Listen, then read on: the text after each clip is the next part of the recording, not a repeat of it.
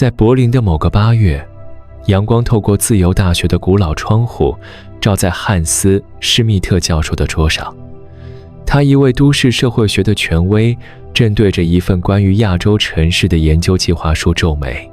在他的眼里，亚洲的都市就像一道早已写好的算式，日本的精致，韩国的快节奏，都已被无数次验证。唯独那个夹在中间的小宝，他撇了撇嘴，在文件上写下亚洲最无聊的城市。老实说，他对助理说，我只是为了研究完整性才把它加进去的。那里的便利店大概就是日韩的劣质混合版吧。他带着这份傲慢与偏见，踏上了前往那座岛屿的旅程。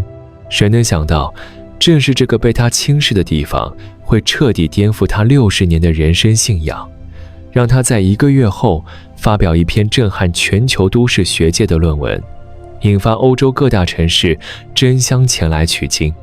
而故事的开端没有宏大的序曲，只有一个闷热的夏夜。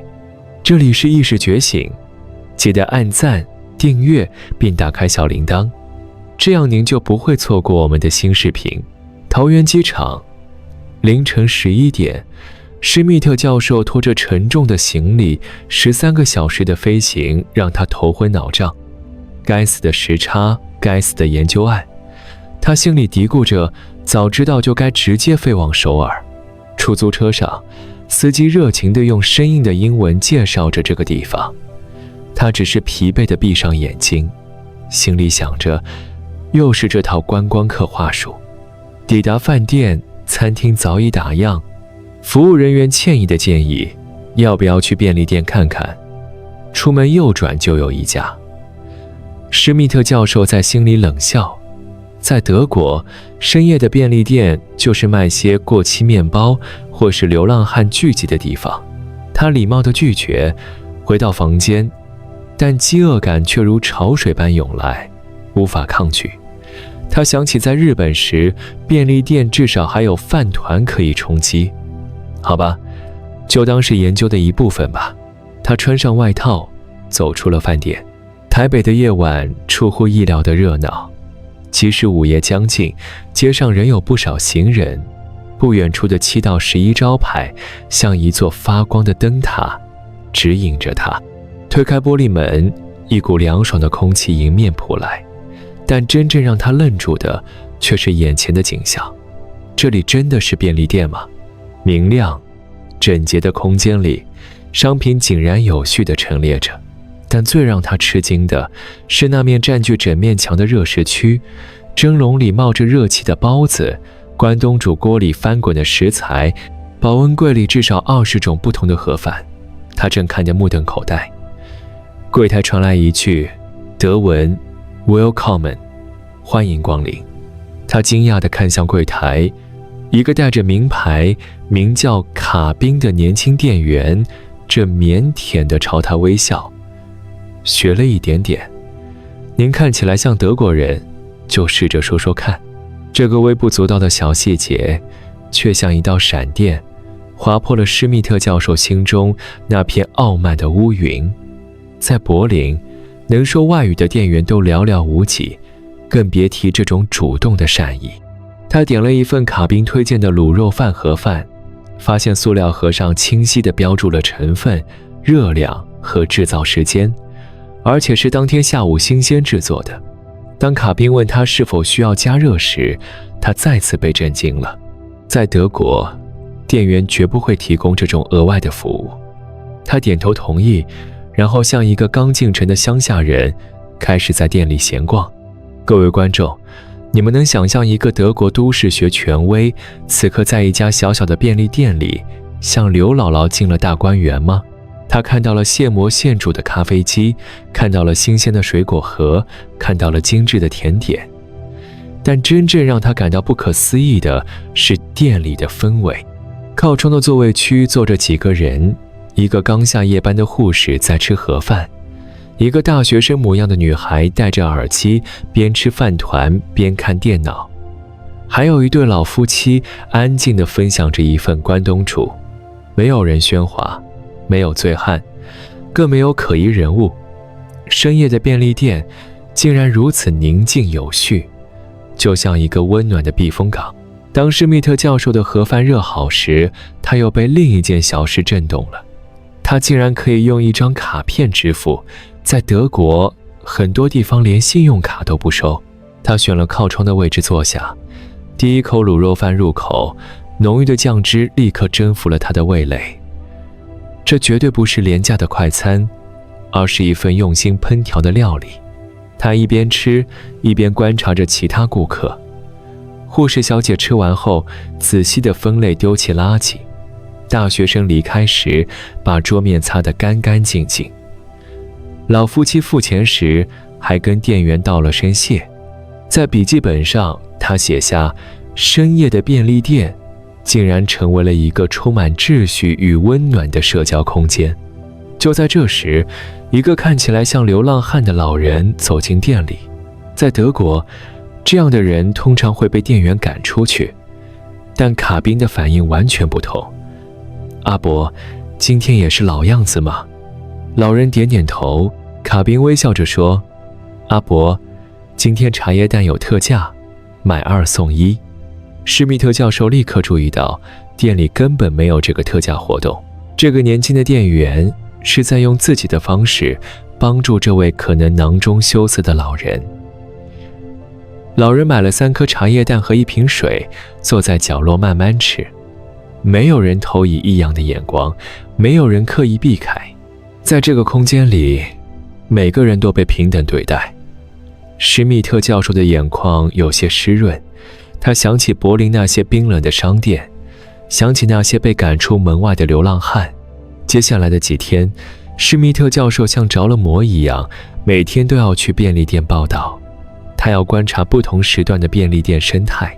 早上7点，上班族和学生排队井然有序，店员动作迅速，但不失礼貌。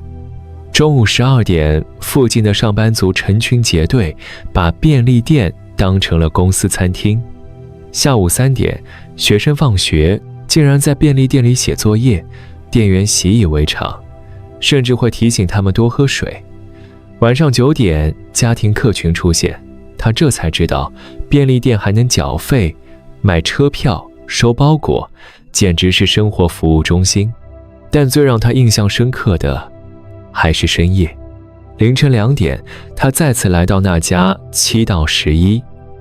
这次当班的是一位中年女性，名牌上写着玉珍姐。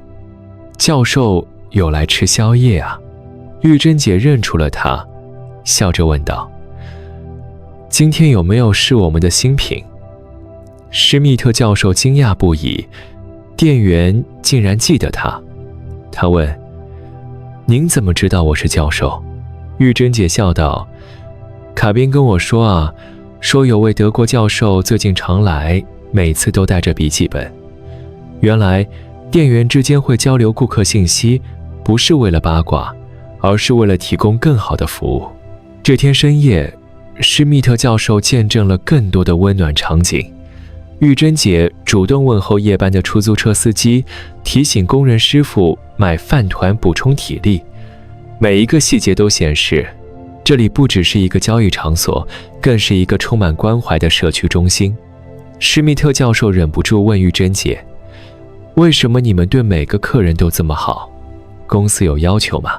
玉珍姐想了想，笑着说，也没有特别要求了，就是大家都是出来打拼的人，能帮就帮一下，而且客人开心，我们工作也开心啊。这句简单的回答道出了台湾便利店文化的精髓，不是制度，而是人情。第3周的某个夜晚，施密特教授照例在便利店观察，这时发生了一件彻底改变了他对台湾社会看法的事件。晚上10点左右，一个6、7岁的小男孩哭着跑进店里，脸上满是泪痕，大喊着妈妈，我找不到妈妈。店里所有人都停下了手中的事。施密特教授准备看看台湾人会如何处理。在德国，大概会直接报警，然后等警察来。但接下来的一幕让他终身难忘。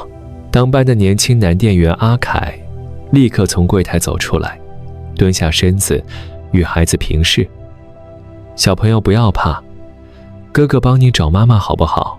阿凯牵着孩子的手，让他坐在靠近柜台的椅子上，然后通过店内广播向所有顾客播报了寻人启事。接着，神奇的事情发生了，一个正在买东西的阿姨走过来，小弟弟，饿不饿？阿姨请你喝牛奶好不好？一个大学生说，我去外面路口看看，说不定妈妈在附近找你。甚至那个常来的流浪汉阿伯也掏出一包皱巴巴的饼干，递给孩子，乖，不要哭，吃个饼干。施密特教授看傻了，这些互不相识的人自然而然地形成了一个保护网，共同照顾这个走失的孩子。阿凯一边安抚孩子，一边打电话给附近的派出所。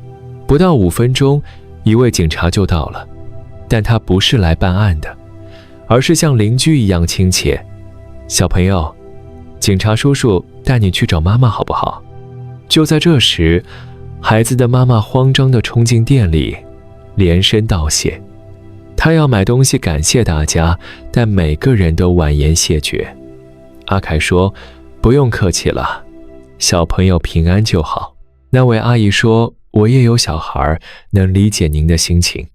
流浪汉阿伯则默默地回到自己的角落，继续吃他的茶叶蛋。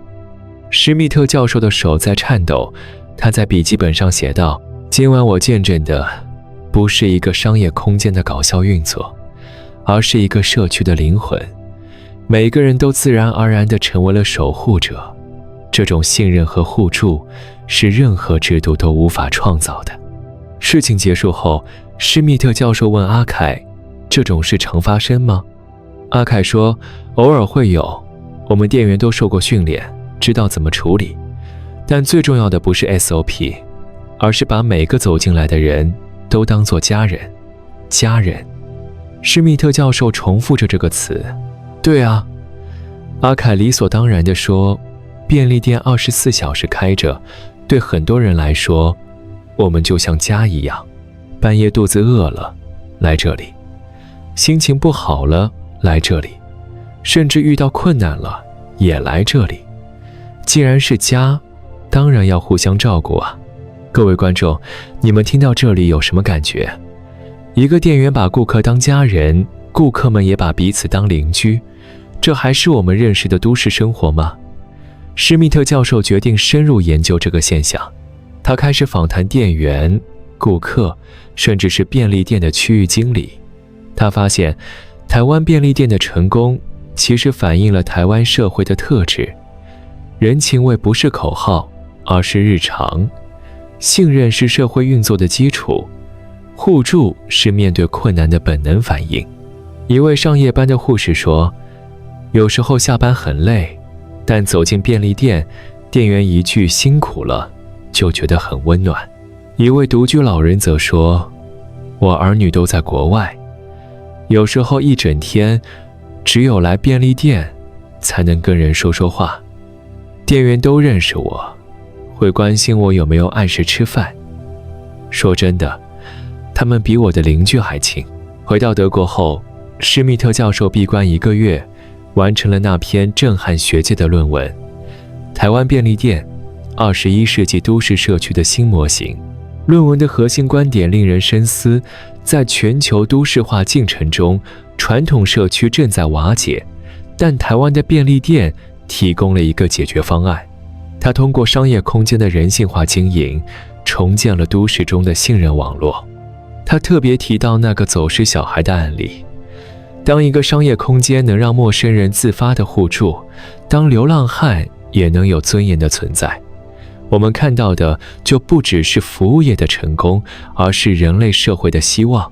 论文发表后，欧洲都市规划界一片哗然。法国巴黎市政府第一个行动，派团来台考察。英国伦敦大学邀请施密特教授演讲，题目是向台湾学习，如何让冰冷的城市有温度。德国柏林更是直接启动了台湾模式便利店试点计划。最有趣的是韩国的反应。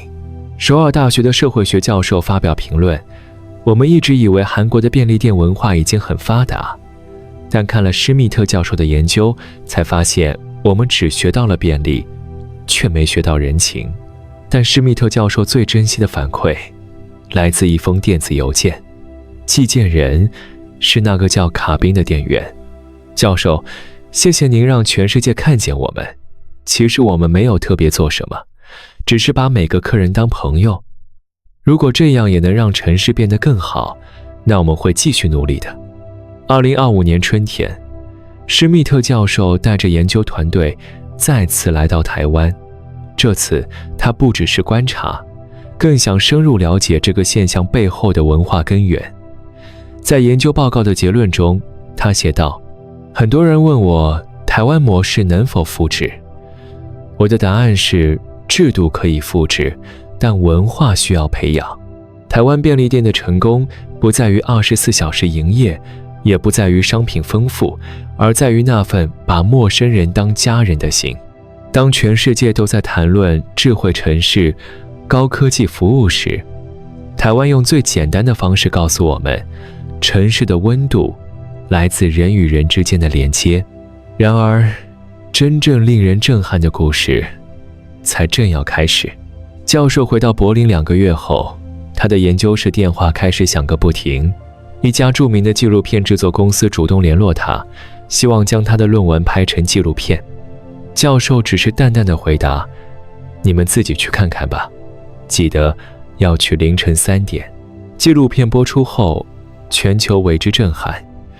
6月，《时代周刊》的记者甚至写道，比起时代广场，台湾的便利店更令人着迷。社交媒体一片沸腾，世界各地的年轻人纷纷上传他们在台湾便利店拍摄的照片。一位知名网红拍摄了一部24小时待在台湾便利店生活的影片，浏览量轻松突破5000万次。巴黎市长召开了记者会，宣布要打造像台湾一样的24小时生活便利店。东京知事也开始行动，承认日本便利店数量虽多，但缺乏台湾那种社区凝聚力。1年后，教授登上 TED 舞台，他说：我们总以为透过智能手机就能连接彼此，但实际上我们变得更加孤独。台湾透过24小时不打烊的小空间，真正创造了人与人的连接。这支演讲影片累计观看次数已超过2500万次。影片下方涌入了来自全球的真情留言。我也曾经在台湾的便利店里感动过，真希望我们国家也能有这样的地方。如今，台湾便利店现象已成为全球热门话题，超过15个国家的政府代表团亲自前往台湾考察。台湾观光局发布的一份最新调查显示，针对2024年来台的外国游客，有 99.7% 的人表示对台湾便利店满意。一名台湾店员在接受外媒采访时，害羞地说：最近突然来了好多外国客人，真的让我们有点吓到。我们也只是像平常一样工作而已啊。如今，在施密特教授的办公室里挂着一张照片，那是他最后一次造访那家便利店时与所有店员和顾客的合照。照片下方，他用中文写着：谢谢台湾，让我重新相信人性的美好。而那张他珍藏的便利店收据，日期是2024年8月15日深夜11点47分。一张普通的收据，见证了一个学者世界观的改变，也见证了一个区区小国如何用最朴实的人情味震撼了全世界。下次当你走进便利店，听到那句熟悉的欢迎光临时，请记得你走进的不只是一家商店，而是台湾最美的风景。也请记得，你呀，是这个温暖故事的主角之一。